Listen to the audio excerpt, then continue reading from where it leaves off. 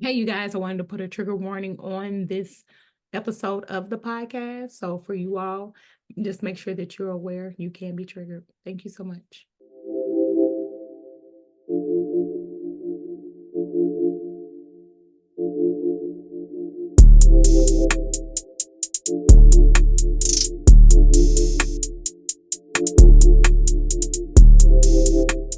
Hello, hello, hello, you guys.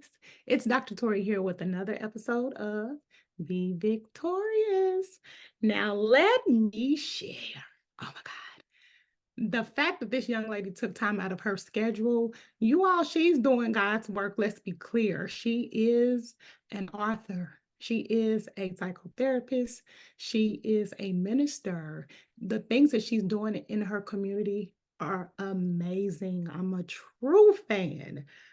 Oh my God, she has her own practice. She's doing so much. And without further introduction, I don't even think that I can give her the justice that she has.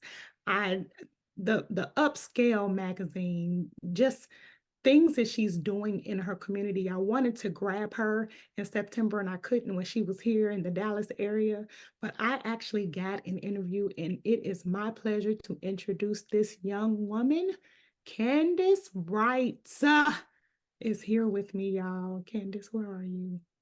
Hey, thank you Look, oh my for God, having y'all. me. Thank you so much. That was such a beautiful and just heartfelt, intro. So thank you Do so you much know for who that. you I was over are? here behind the scenes, just like, oh God, I thank you. That's all You I can know, say. do you know what we have to do as Black women? Yeah, Have to support each other. And we we have have, to. when there's people out here, you can tell you're doing God's work. Hmm. And what people don't understand is that, yeah, I have my stuff and I ask people, join our podcast. And I thank the Lord that it's working so great.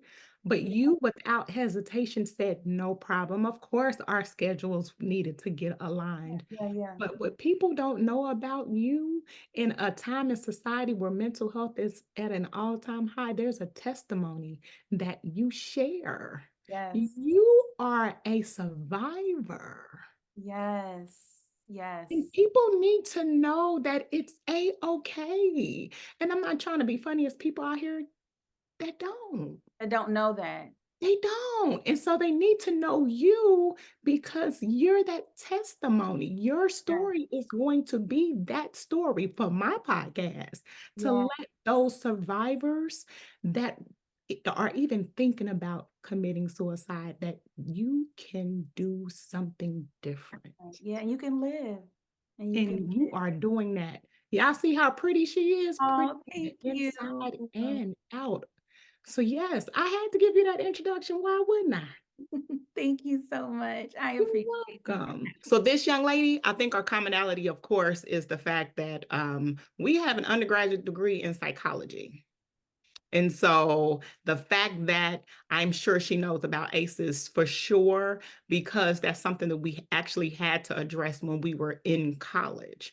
But the wonderful thing is she actually pursued it. She got her master's degree in social work, and she got her master's degree in social work from the Howard University. Let's be clear, I'm a fan. I'm a fan. So, and it's okay to fan you because you're amazing. That article in Upscale magazine, I'm not just saying the stuff. Trust me. I tried to catch you when you were here in September and I couldn't. I couldn't. I'm sorry I couldn't. But I want it. I want the books. I want everything. So, you're here. Tell the audience your ACEs score. My ACEs score is a 5. Welcome to the Five Club. Hey, girl. We have people that are embracing their aces. They're accepting their scores and doing something about it. Now, I would like for the audience to know that yes, you advocate for suicide awareness and you advocate for people that have been through similar situations. So, I would hate to say, tell us your story, but what motivated you to go into therapy? What what motivated you to go into the field, shall I say? I love this question, and I love that we're opening up with this question Mhm. because I never wanted to be a therapist. I Wow. never wanted to be a therapist. I actually, due to my experiences that I know we'll get into in childhood, adolescent years, and then I'm also an Air Force, United States Air Force veteran. Mhm. So I experienced sexual harassment and stalking while I was in the Air Force, and I saw the response to it. So when I decided to separate from the Air Force, I decided to go back to get my master's from Howard. And what I wanted to do with my education, that master's degree, is I wanted to go back to the military and be an advocate for persons that dealt with sexual harassment and assault in the military to give them a voice. But God had a better plan, right? Our thoughts are not his, and his plans are far greater than ours. And I'm so glad that God trusts me in this space. I just told a client earlier today, it's an honor to be in this space with you, for you to trust me, but it's an even greater honor to know that God trusts me with you. So I Ooh. never thought of being a therapist, but it was through my bout with depression and my third suicide attempt that God used that pain and turned it into victory, to triumph, um, and to be a voice for those that are still suffering in silence. And their silence speaks so loudly because, as you mentioned, when you think about the statistics behind mental health, 1 in 5 persons are dealing with, a mental health condition. New studies are showing that a person dies by suicide every 11 minutes. It's the second leading cause of death. And I always say, people tell me all the time because they look at things externally, right? Mental health doesn't have a face. There's no race, there's no class, there's no denomination, there's no faith Mhm. to this. Pain changes you, trauma changes you, it changes how you think, how you function, how you see the world. So we have to stop looking at external things and things as it pertains to, oh, she drives a nice car, she has a nice house, she has children, she has this, she has that, and realize that there's some things in our childhood that we never dealt with, that things that are now happening in our adulthood are triggering those things, and it's coming to surface, and it's too much. Mm. It's too much. And that is what really pivot my life, my career, in all ways. And my foundation is built upon this quote by Dr. Maya Angelou that says, when healing takes place, you go out and you heal somebody else. You Mm. don't keep that healing just for you. My healing is bigger than me. Right. It's bigger than me. And I now can say this because I lived it. And it does not minimize or dismiss my pain and my suffering and what I experienced, because duality exists. But I also believe that God trusted me with that because he knew what I would do with it. And So, can I say, and yeah, be selfish about what I'm saying, I thank God for you yeah, because just in that moment, this is her ministry, you guys. You don't understand. This is exactly what she's doing. And this is the reason why I needed to have you here. Somebody's going to listen to that message and it's going to resonate with them. So, again, yeah, thank you so much for just yeah. being you because I think that's what makes you who you are. And the reason why people love you so much because you're so authentic. Hmm, You are. yeah. Sorry, Thank I can't do it. Look, let me tell you, I can only be me, and I don't get any extracurricular. I don't get on extra points. I'm not paying you, and you not paying me. This you. is my God-given gift too, and it has taken me a long time to understand that. What am I doing? I am seriously educating people. This Yes, can save people's lives, and again, earlier today, I did a live. Thank you for joining too. Those people are interactive. They are in it. They are involved. They are talking. But I go back to my previous pod, when I started, and it's like, okay, y'all, take the ACEs quiz, take the score, da da da. And it's like now people like, yeah, ACEs score 5. Yep, I need to understand because people don't understand the mind and body correlates and it works together yeah. and we gotta get our stress levels down. Yes. And, even in thinking about, adverse childhood experiences, it took me a while to sit with little Candace. Took me Mm, a long time because I learned at an early age. I learned at 6 how to mask my pain. I learned how to suffer in silence. I learned how to achieve on top of that pain, that I carried that into my adulthood, that I was in so much pain, but my grades didn't reflect it. My extracurricular activities didn't impact it. I still went off to college. Though I got pregnant after my first year, I still went back. I had my son. I went back and I finished. I joined the, I kept doing and thriving and still suffering and pain. And I think sometimes, especially within the Black community, let me say this, within our community, we say things like, for children, what do you have to be depressed about? What do you have to be worried about? What do you have to be, not realizing that this child could have been molested, could have been abused, could have been neglected, all of these different things. And psychologically, our brain doesn't fully develop until around 26. What does a child do with that trauma and pain? Where do we go to say, I'm hurting? And I think generationally, we never got an opportunity to put language on our pain. And it's yep. conversations now that I have with my mother and my grandmother. And I realize that though as a child and as a teen, I looked at love differently. One of the things that my mom told me recently, because my mom is such a beautiful woman and her love is just you she's amazing. Mm-hmm.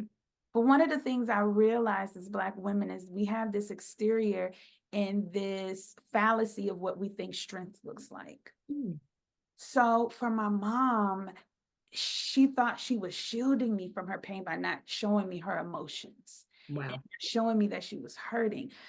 But like I told her, you were showing me how to mask that because I knew you was hurting. So I looked at my tears as a sign of weakness, Ooh.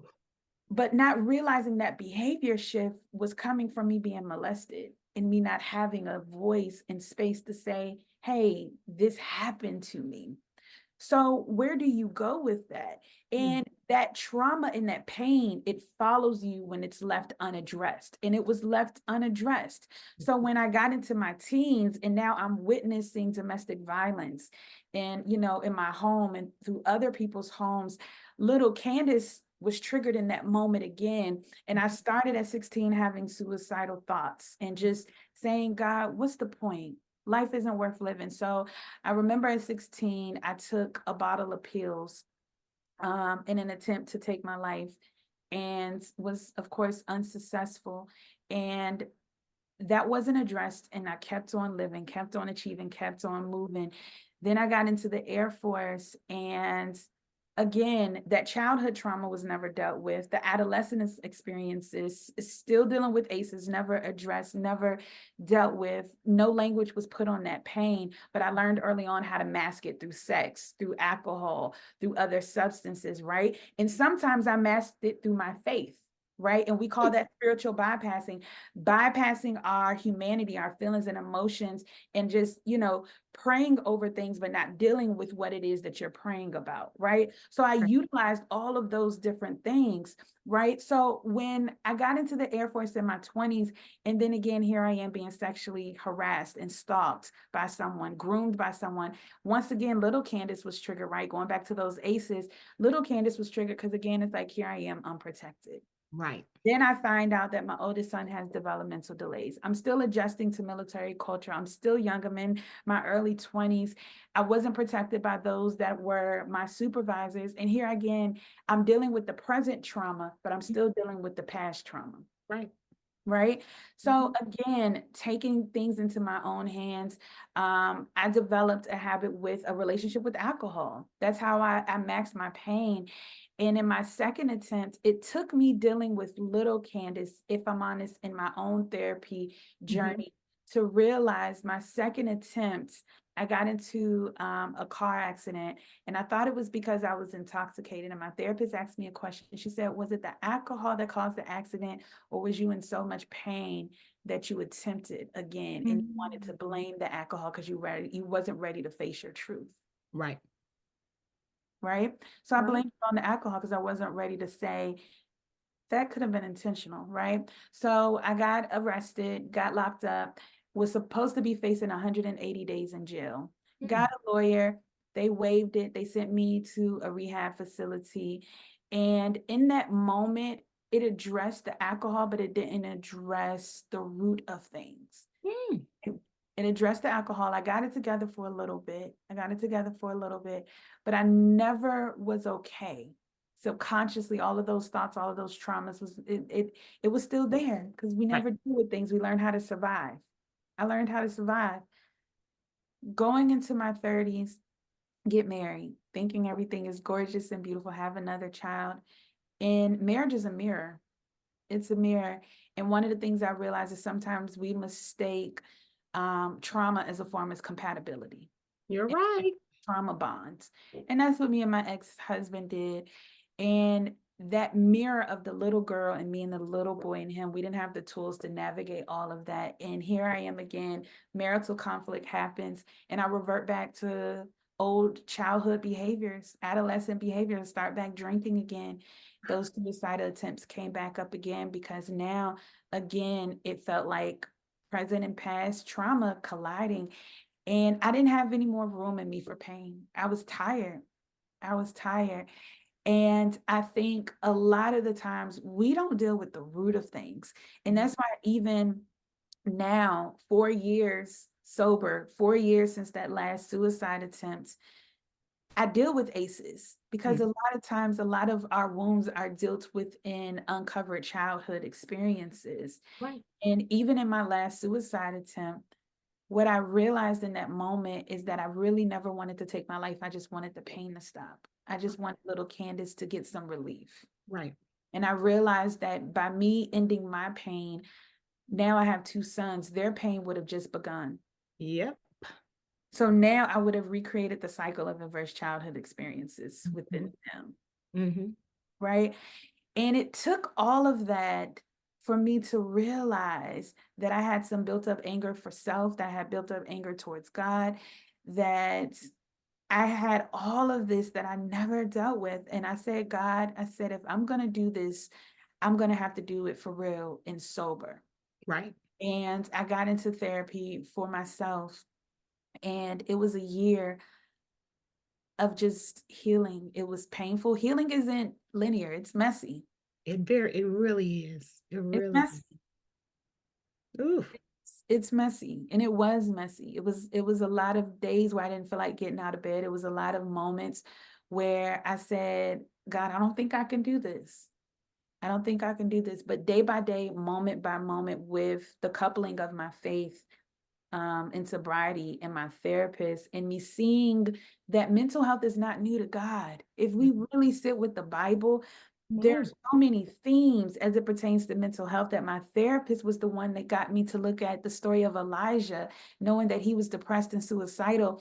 And it was God's response to Elijah that opened me up to say, okay, God, you can deal with this mess for real, because he didn't preach to Elijah. He didn't say, well, look at all the miraculous things that you did, before you got to this point through my Holy Spirit, through my power. He didn't do any of that. He attended to his physical needs, because when you are under emotional and mental distress, it is exhausting. It's exhausting. He dealt with his physical needs first, because in order to deal with your mental and spiritual needs at times, you got to address your body. You got to address the trauma that your body has been carrying and holding. The body keeps score. Thank you. Oh, because that's a book. Huh. Let's go. It keeps score. So I have to allow myself to be undone and say, you know what? I can't heal the way my mom healed. I can't do it the way my grandmother do. I can't do it the way that you do it. I had to take a step back and say, God, how do you want me to heal? Mm. Because what I realized, I asked questions. I said, God, this is the third time. Why do I keep dealing with these bouts of depression and alcoholism and suicidal thoughts, all of these night terrors? And God said, Candace, you never healed. You Right. survived. Mm-hmm. You learned how to mask it. You learned how to suppress it. You learned that at an early age. So you carried that with you. So once I realized that, I started to allow little Candace to speak. Yay. And I said, what is it that you want to say? What is it that you need to heal?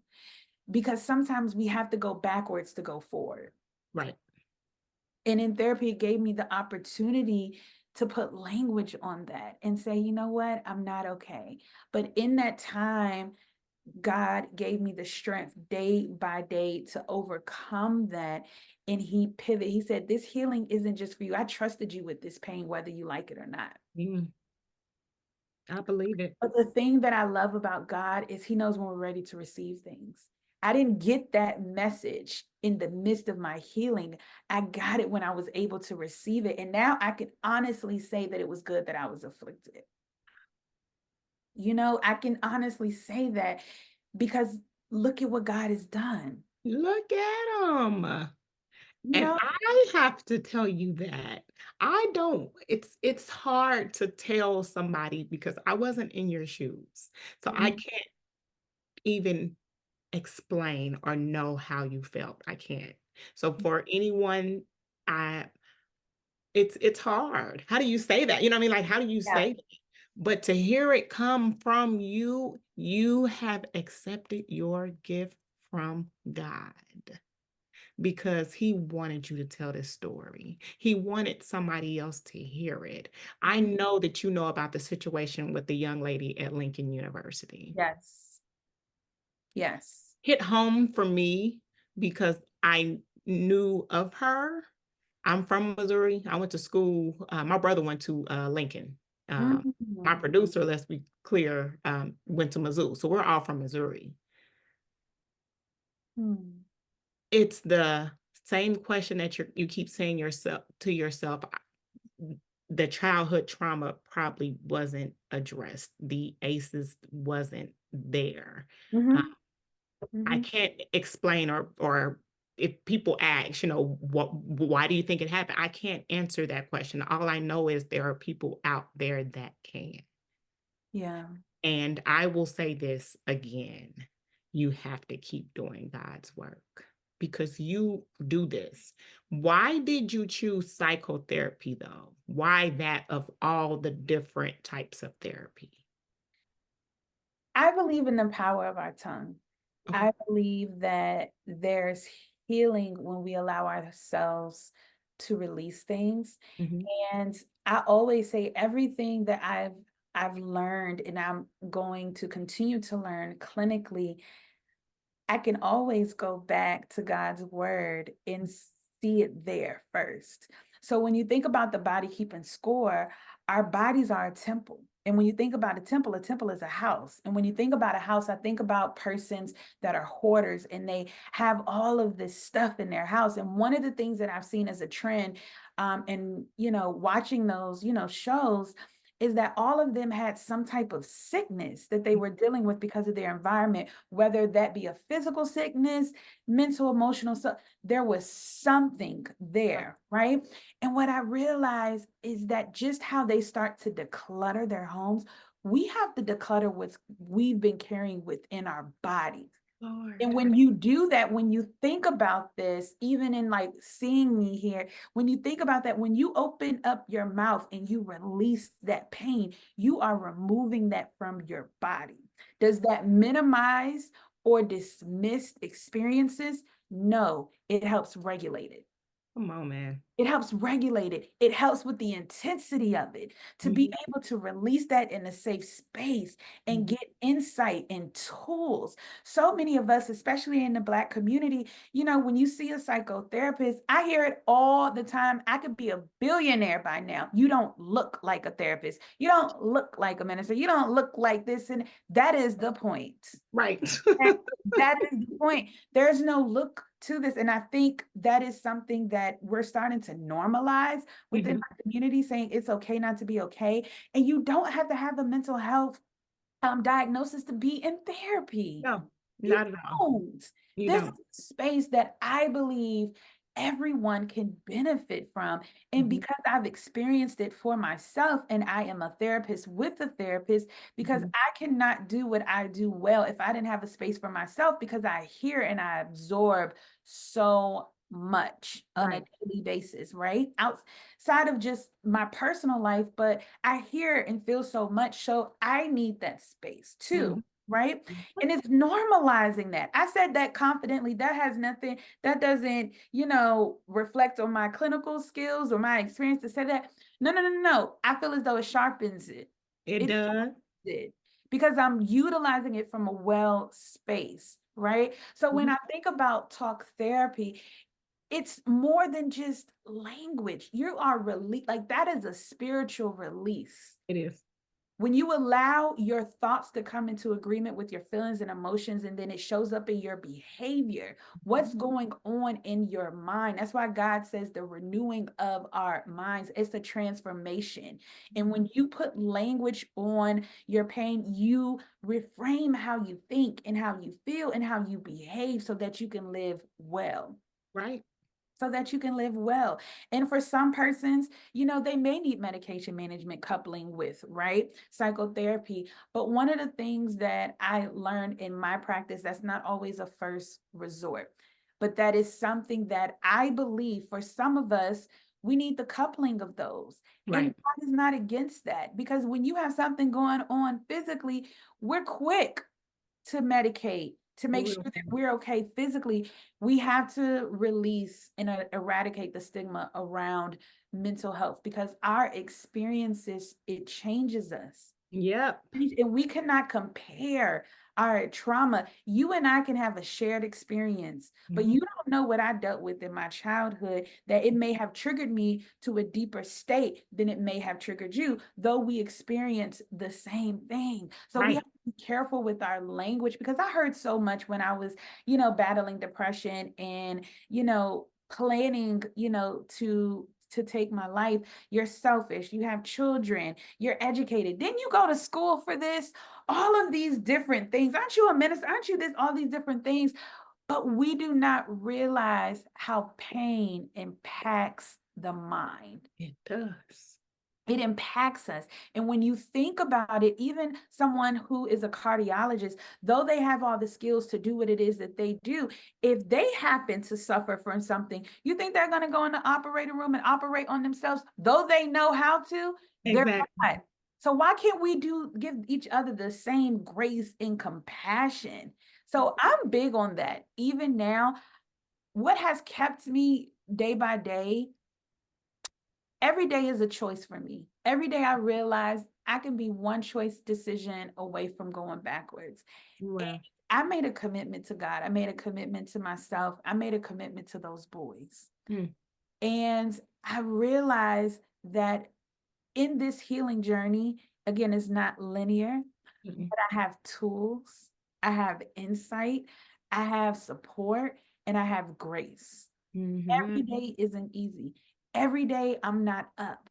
But when I'm down, I recognize this is a moment and this isn't the indication of a bad life. This isn't something I'm going to be stuck in. But for this moment, this is what I'm experiencing, but Mm. it's not the experience. Right. You just touched me. My God. And it's something that I think within our community, we're transparent, Mhm. the more we're transparent. I just was in a pulpit recently and I told them this month, I'm celebrating 4 years of sobriety, 4 years of not having suicidal thoughts. Mhm. Don't tell me what God can't do. Don't tell me what therapy can't do. For some of us, we need it. Mhm. We need Hold it. on. Hold on 1 second. Girl, Mm,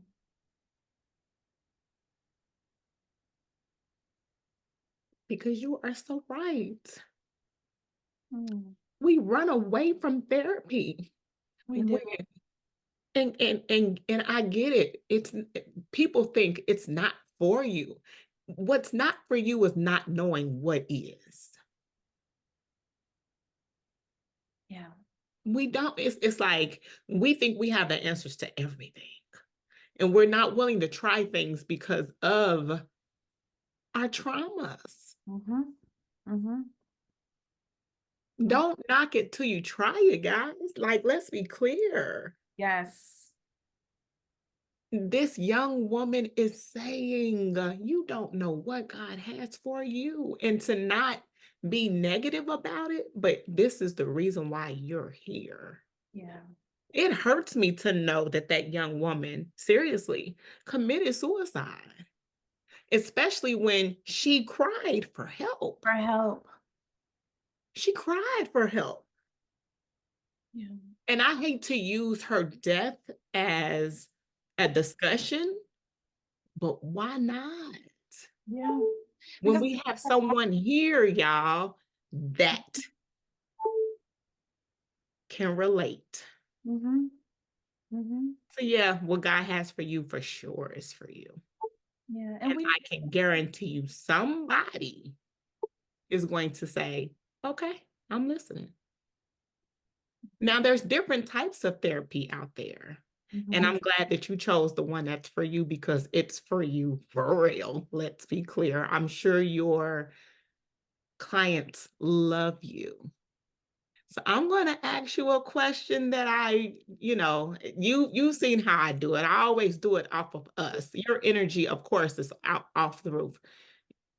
How's your waiting list? Because I'm sure there's one. So I don't keep a wait list. The reason why I don't keep a wait list is because I can't access for that person's need, Okay. right? In the urgency of it. And I don't want anyone waiting. And I'm just a firm believer of, who's supposed to be in our lives will be.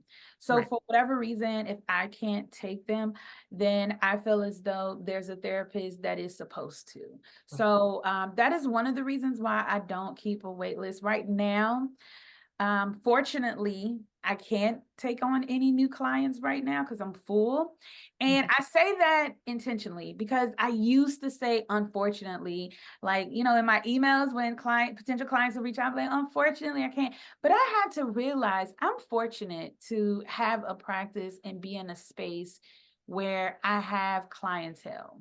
Mm-hmm. So I changed my language and say, yeah, but it's something that I do plan on expanding because there's so many different things I'm doing right now. I am embarking upon a new endeavor as a production therapist, in television and film, and working, with the cast and crew on different projects and making sure, they're well while filming, and also spearheading social impact initiatives in the intersection of the film and the community, Mm-hmm. because mental health looks different for all of us, Right. right? Shows up differently in how we respond to it. So that's something that is new. So he's doing his thing and he's Mm-hmm. pivoting, me again. And I'm also working on a very, personal special project that I cannot wait to share. So I would love if you would have me back so I can share that, with you and your audience. But I'm just so blessed. I'm so thankful. I will always have this space no matter where God takes me. I know I will always have this space for my clients one-on-one, but there's so much impact that I want to do globally.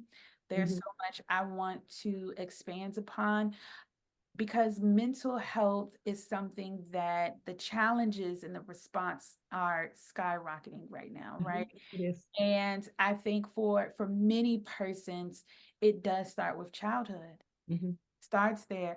So to have that understanding and knowing and the education, Mm-hmm. right, and helping people identify that so they can get their voice back, so their adult selves can be healthy. Because a lot of times people can be in their 30s, 40s, 50s and still operating from that 12-year-old trauma, right, of abandonment and rejection. And you wonder why, like, man, why is he responding like that?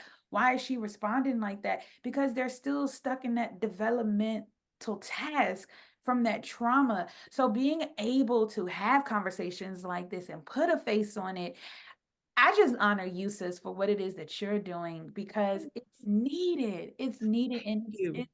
this is a call. This is a calling because everyone I know isn't graced for the work that we do. And that's why Yeah. I think there's such a small percentage of us, as Black men and women in this field, Mhm. but it's something that I'm honored and grateful in the work that I do. And you have to keep doing it. And I'm going to continue to support as much as possible. And you know that. Likewise. And I'm going to ask you this question. Will you talk more about ACEs?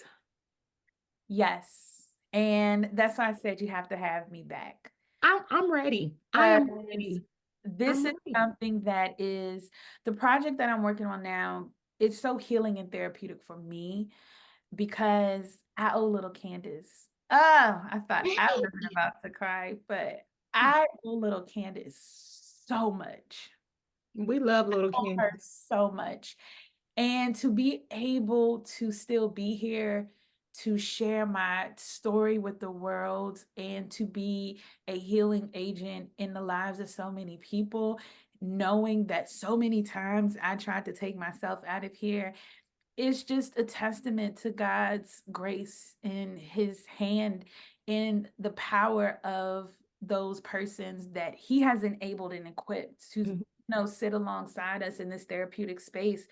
So I owe little Candace so much. So I plan on talking about this more and I plan on tapping you. I plan on, I'm ready. I can't wait I'm ready. to a place because the world needs it. The world needs to know it's time to heal. And in Yes. order for us to heal, we at times, for some of us, we got to go back. Yep. We got to go It back. hurts. This work is not for the weak. Oh, it's not. It's not. It's not at all. But when Not. I tell you, you have a gift Thank from God, it is a blessing. You have been such a blessing to so many people. So let's be clear, you guys. She said she's going to be back. We're I still with am. each other. So it is a blessing. Yes.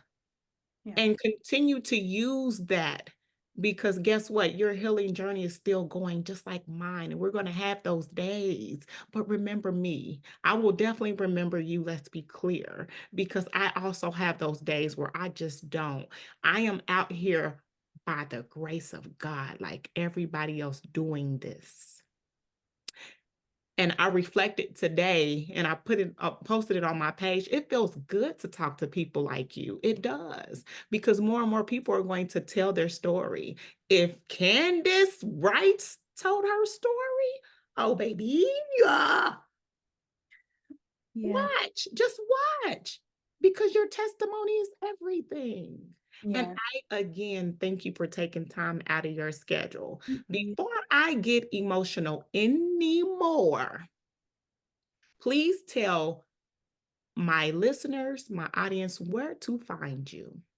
Yes. So on Instagram, I am at Candace Wright, CandaceWrites. And you can also find me on CandaceWrites.com. And all of my links, all of my pages are interconnected. So you'll find information about my practice, the work that I do, other media engagement, and so forth. All of that in a bag of chips, honey. Because I'm telling you, ooh, and it's this space, it's this opportunity to talk. Everybody keeps saying, "Oh my God, Dr. Torie, you have this open space." I don't know what it is. It's a gift. God has put us together for a reason. Yes. My audience knows where to find me. I'm Dr. VicTORIEus everywhere. Let's be clear. Trademarked and all. Let's be clear. I'm everywhere. Be victorious. I'm excited about this new venture, Be Victorious Foundation, because I am going to be mentoring students with ACEs. So I'm really excited about that. So again, you guys, I thank you so much for tuning in for another episode of Be Victorious. We'll talk to you soon. Bye-bye.